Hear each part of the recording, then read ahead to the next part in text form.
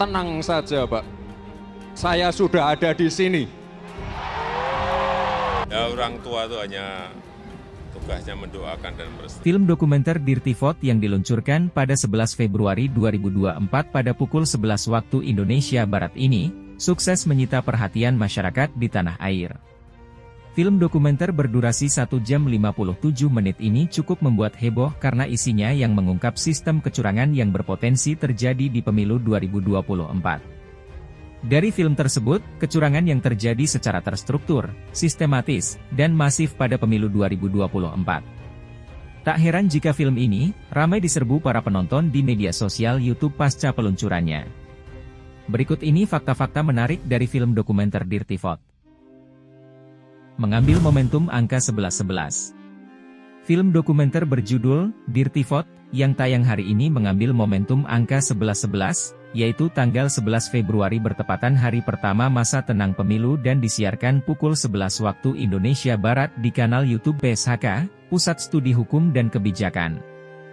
Film dokumenter eksplanatori ini disutradarai oleh Dandi Dwi Laksono. Ia merupakan mantan jurnalis yang kerap melakukan liputan investigasi.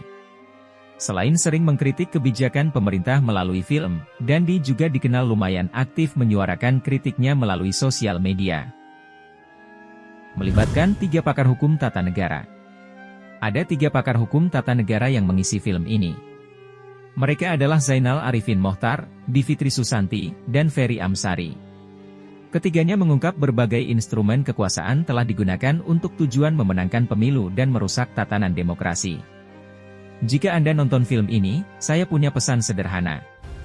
Atau tolong jadikan film ini sebagai landasan untuk Anda melakukan penghukuman, tutur Zainal Arifin Mohtar saat membuka film dokumenter ini. Saya mau terlibat dalam film ini karena banyak orang yang akan makin paham bahwa memang telah terjadi kecurangan yang luar biasa. Sehingga pemilu ini tidak bisa dianggap baik-baik saja, ujar Bivitri Susanti. Selain diajak oleh figur-figur yang saya hormati. Tentu saja film ini dianggap akan mampu mendidik publik betapa curangnya pemilu kita dan bagaimana politisi telah mempermainkan publik pemilihannya untuk memenangkan kepentingan mereka, kata Ferry di awal film dokumenter ini. Apa saja yang disampaikan di Dirty Vote? 3 pakar hukum tata negara menyampaikan dengan gamblang berbagai hal terkait desain kecurangan yang ditemukan di pemilu 2024. Mulai dari ucapan Presiden Jokowi yang berbeda-beda terkait dengan masuknya anak-anaknya ke dunia politik, ketidaknetralan para pejabat publik, wewenang dan potensi kecurangan kepala desa, anggaran dan penyaluran bansos, penggunaan fasilitas publik, hingga bagaimana pelanggaran etik di lembaga-lembaga negara.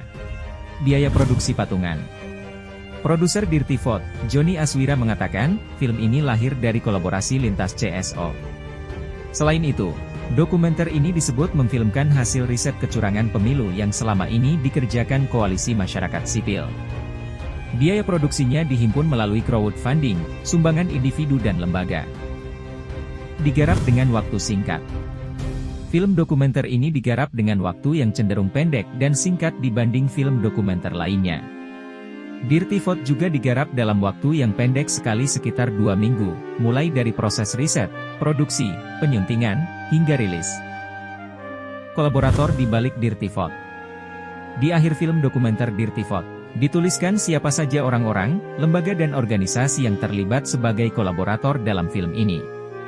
Mereka yakni Aliansi Jurnalis Independen, AJI, Bangsa Mahardika, Ekspedisi Indonesia Baru, Ekuatorial, Fraksi Rakyat Indonesia, Greenpeace Indonesia, Indonesia Corruption Watch, Jatam, Jeda untuk Iklim, KBR, LBH Pers, Lokataru, Perludem, Salam 4 Jari, Satya Bumi, Temis Indonesia, Walhi, Yayasan Dewi Keadilan, Yayasan Kurawal, dan YLBHI. Lalu bagaimana pendapat Anda tentang film dokumenter Dirty Vote ini? Atau mungkin ada fakta yang lain? Silahkan tinggalkan komentarmu di kolom komentar.